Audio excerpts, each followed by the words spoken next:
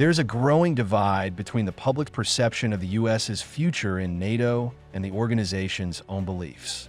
A rigorous poll found that about 60% of the audience believe the U.S. withdrawal from NATO is a serious concern. The reason for this discrepancy is that NATO is designed to provide incentives for the U.S. to stay in the organization, which has been a central objective of NATO. The issue is influenced by NATO's original purpose, political benefits to Washington, military benefits, the physical challenge of leaving the organization, and the difficulty of doing so from an American domestic legal perspective. Understanding NATO's core mission is crucial to predict the future, as it has had numerous Secretary Generals over the decades. Lord Ismay, a former UK military assistant, believed that NATO's key missions were to keep the Soviet Union out, keep the Americans in, and keep the Germans down. He was prescient about the old and new again, and he learned from Winston Churchill's World War II experiences that the U.S. would take its time intervening in Europe. Despite changes since then, the incentives for the U.S. to remain in NATO remain present.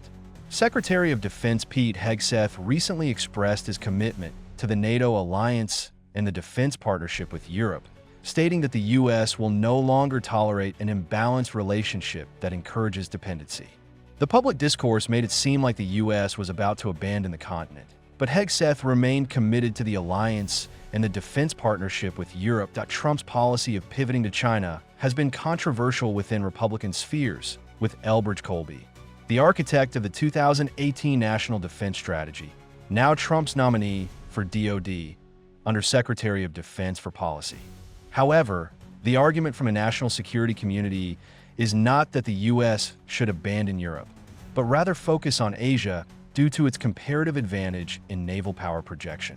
Europe should also focus on the border with Russia, while the U.S. should focus on continental defense better suited for American forces.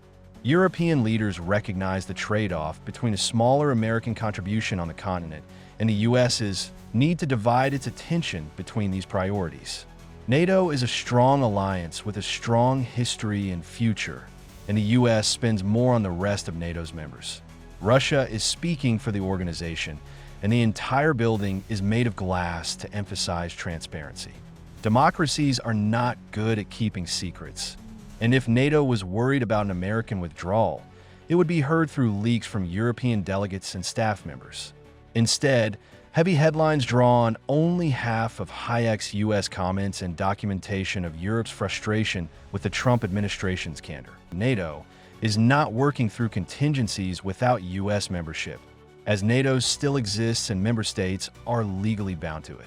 The other 30 European countries plus Canada are not planning to demolish the headquarters in Brussels and spend another 1.1 billion euros on a new Canada-Europe Treaty Organization building. European leaders are convening meetings to coordinate continental security, with more hawkish political leaders taking a more extreme.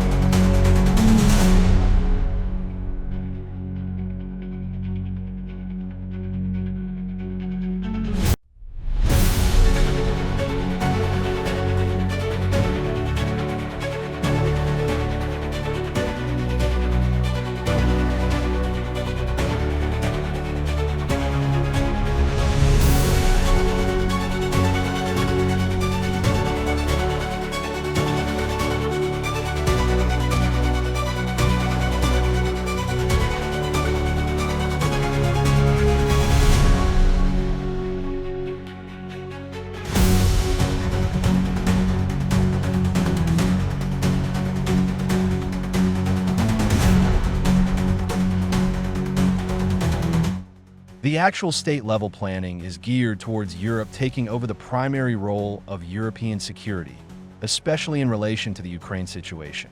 The Trump administration views the Ukraine war as an impediment to its China pivot, and the president's apparent indifference regarding the terms of the settlement is a result.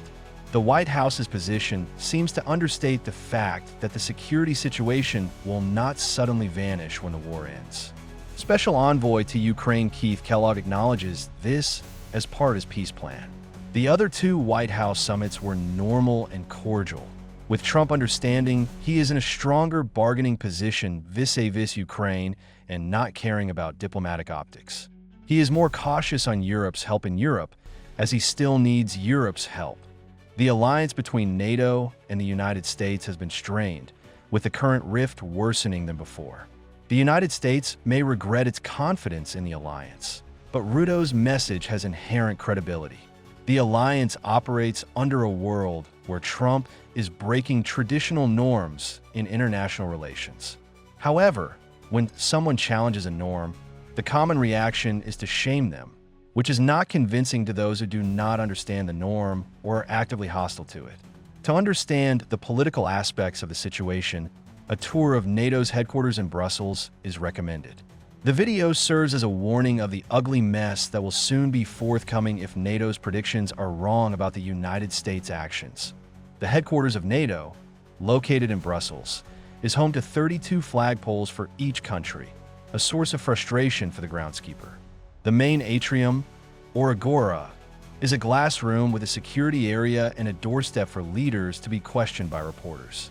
The building's floor space consists of 8 wings, designed as fingers of 2 hands coming together to form a shield.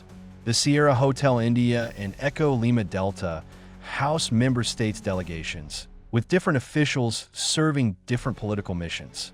NATO's headquarters address political questions arising from dealing with $40 trillion in total GDP, making it unique among institutions within the Western liberal order. Face-to-face interaction is the norm, allowing for the development of new political policies among Western countries. Countermeasures are formed when Russia begins encroaching on European territory. The architect designed a building for NATO's international staff and the North Atlantic Council, creating a mini-city of about 3,500 people during working hours. The public square, located in the building, contains meeting rooms, workspaces for media, a press briefing room, library, barbershop, coffee shop, cafeteria, and recreation center. The design encourages delegations to interact with each other, allowing them to naturally cross paths and discuss political problems. This was not as important during the Cold War era, but after the Soviet Union fell apart and NATO faced a brief identity crisis, the alliance re-emerged as the bastion of democratic priorities. The current headquarters were built in 2010 and are now used for NATO's partner countries. The previous NATO headquarters, built as a temporary space in 1967, is now part of the Google Earth Blue Fest. Although it is more sprawling and harder to get natural interactions, the excess office space now houses the missions for NATO's partner countries, with Russia excluded since 2021 in a Trump-era world. Washington still needs to coordinate with the rest of the Western coalition, which is offered by NATO. Washington contributes only 15.88% to NATO's budget, the same portion as Germany. The main problems lie on the military side of things, which can be divided into 5 parts. The first part is Article 5, which states that an attack on one is an attack against all. NATO has only invoked Article 5 once, in 2001.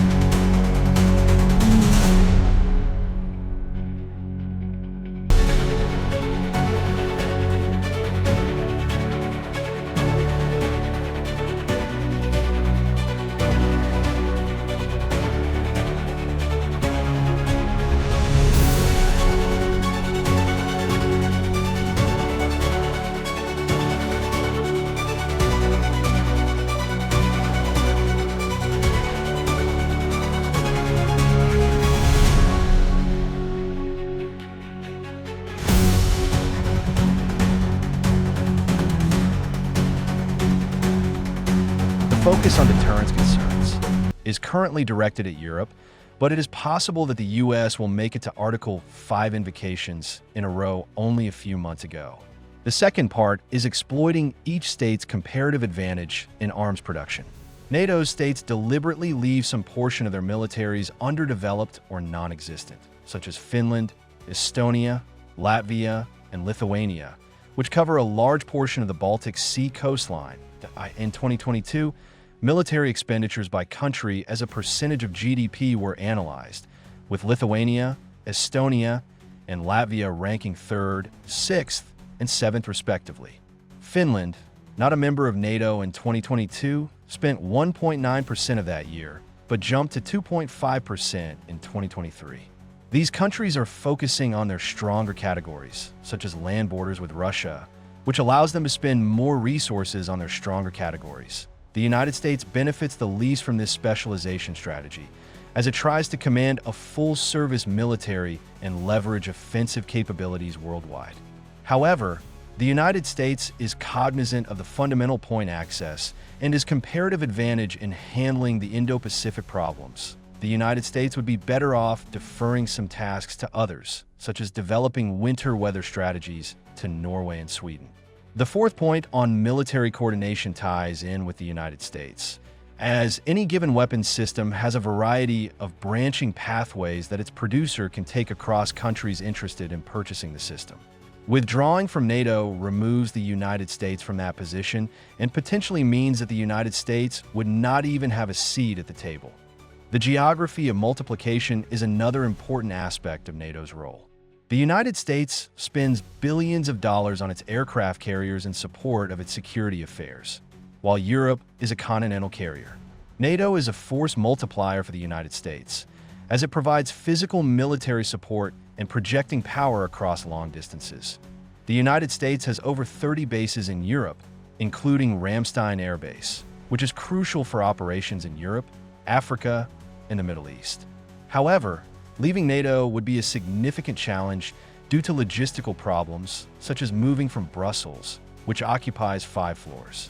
This would require a trade-off between providing services to delegates and maintaining a clear workspace. An American NATO departure will be a 6,000-kilometer catastrophe, with legal issues arising from an attempted withdrawal. NATO's Article 13 of the North Atlantic Treaty allows any party to cease membership after 20 years. However, internal U.S. politics have raised concerns about a second Trump term potentially leading to a withdrawal attempt. The National Defense Authorization Act for 2024 includes a clause that a U.S. withdrawal would require either a 2/3 confirmation from the Senate or an act of Congress. The White House legal counsel issued an opinion regarding a different treaty, but this is not law. Trump may not withdraw, but he may abandon it, and the U.S. may not even be present. The Kremlin's interpretation of this situation is complex, with France's withdrawal from NATO's Supreme Allied Command being a historical analog in conclusion, the challenges of leaving NATO, negotiating bilateral agreements, and navigating the legal implications of a withdrawal are significant factors to consider. France withdrew from NATO's command structure in 2009 due to concerns about American dominance and wanting more independent military latitude. The U.S. may disproportionately benefit from NATO, as it receives the majority of defense spending from the Western Atlantic. The Trump administration's main complaint is that Europe does not contribute enough to collective defense, but NATO believes Europe and the U.S. will never walk down that road. The U.S. withdrawal would be a serious concern if ignored, but NATO is betting that Europe and the U.S. will never walk down that road.